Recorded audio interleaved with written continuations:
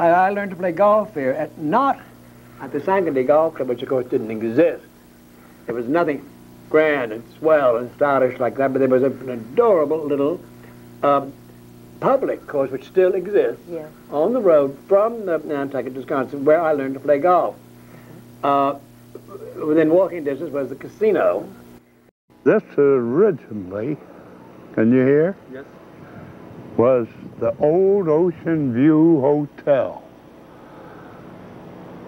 And there used to be a putting green here, where that big tree that's come down.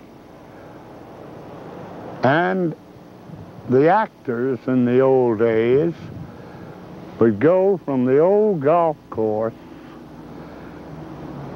drive their balls down here, and finish up by putting onto this green.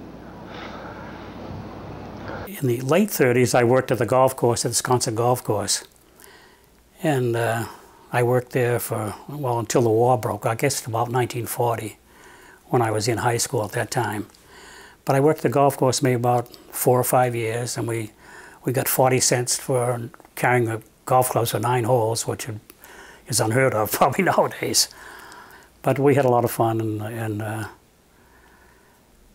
well, I had a nickname, they called me Fish. But I don't know where I got that from, and I don't know who tagged it on me. But anyway, that's my nickname. I think my name is carved into one of the boards at the Sconset Golf Club right now. And I think the date was 1940 or something, 39 or 40. But we used to, there were about 15 boys, all from Sconset. And we used to line up by the building there. And when the customers would come, they'd come up and they'd pick out a caddy. We usually go by rotation, but if there's some customer we saw that we didn't want to go out again with because they didn't tip very well, we'd all kind of hide. But in any case, we worked. It was quite a busy place, and there were the golfers there were very good. We had Clem Reynolds, of course, who owned the Moby Dick out here on right down the street here. He used to come. He was an excellent golfer. He was a scratch golfer, and we had 4 or 5 golfers that came regularly all the time. And of course, then we had the summer people. But it was a very good course, and I think my father worked there at the turn of the century, just in his early years, in the early 1900s. There was a golf links, the old golf, as they called it, and there was great rivalry between Digby Bell and Bill Thompson, who were great, shall we say,